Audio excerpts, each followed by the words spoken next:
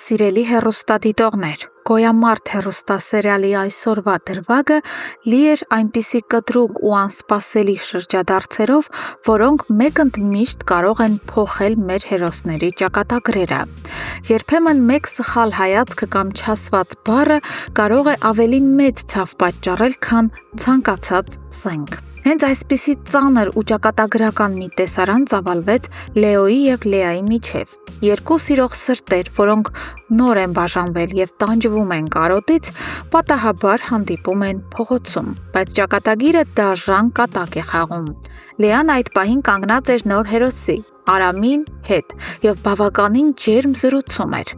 Լեոն, ով ընդհանրապես չի ճանաչում Արամին և պատկերացում անգամ չունի նրա ով լինելու մասին, հայտնվում է կատարյալ հոգեբանական շոկի մեջ։ Խանդը սկսում է ներսից ուտել ու քայքայել նրան։ Լեոյի գլխում անմիջապես ծագում է ամենասարսափելի միտքը, թե Լեան այսքան շուտ արդեն փոխարինող է գտել իրեն։ Երկու երիտասարդները հեռվից լուռ նայում են իրար, և նրանց աչքերում արտացոլվում է ողջ տիեզերական ցավն ու տանջանքը։ Իսկ Արամը, լինելով շրջահայաց և խելացի տղա, անմիջապես կռահում է, թե ինչումն է բանը, քանի որ ընդամենը կես ժամ առաջ Լեան նրան անկեղծորեն պատմել էր Լեոյի և իրենց տանջալից սիրո մասին։ Մինչ երիտասարդները տառապում են սխալ ընկալումներից, մեծերի աշխարհում իսկական պատերազմ է։ Էռնայի հոգում ծանրագույն փոթորիկ է։ Իմանալով, որ Ավոն վերադարձել է Հայաստան, նա վճռում է անհապաղ հանդիպել նրան և վերջապես նրա երեսին ասել իր սրտում կուտակված ողջ ցավն ու ճշմարտությունը։ Սակայն նա չի հասցնում դուրս գրվել հիվանդանոցից։ Իրադարձությունները զարգանում են կայծակնային արագությամբ։ Հունանը, գործի դնելով իր ողջ դաժանությունն ու ուժը, ստիպում է Ավոյին ստորագրել բոլոր փաստաթղթերը։ Ավոն ստիպված ամեն բան կրկին ձևակերպում է Հունանի անունով ու խայտառակված մեկնում երկրից Ռոզիի ու իր երեխայի մոտ։ Բայց միթե Ավոն այն մարդն է, որը հեշտությամբ կուլ կտա այս պարտությունը։ Իհարկե ոչ։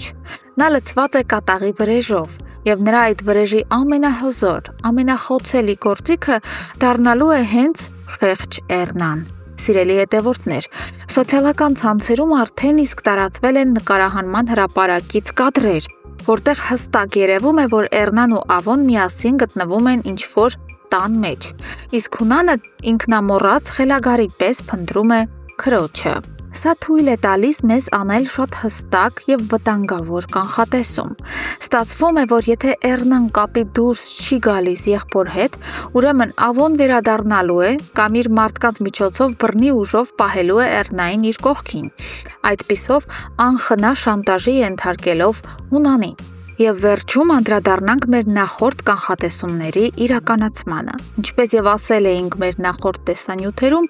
Գրիշոյին վերջապես ազատ են արձակում։ Նա որոշում է լռել ու իսկական անակնկալ մատուցել իր ընտանիքին։ Նրա մուտքը տուն անասելի ուրախացնում է թե Հունանին, թե Իննային։ Սակայն Գրիշոյի մտքում միայն մեկ մարդ է՝ Մանանը։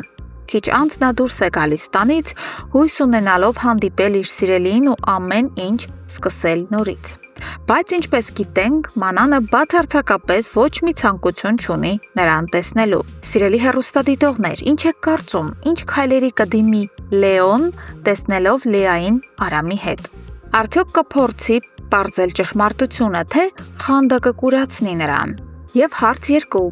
Գրիշոն, երբ հասկանա, որ Մանանի սերն անդառնալիորեն կորած է, ինչպես կվարվի։ Անպայման գրեք ձեր կարծիքներն ու սպասումները մեկնաբանություններում։ Մենք անհամբեր կարդում ենք ձեր յուրաքանչյուր գրառումը։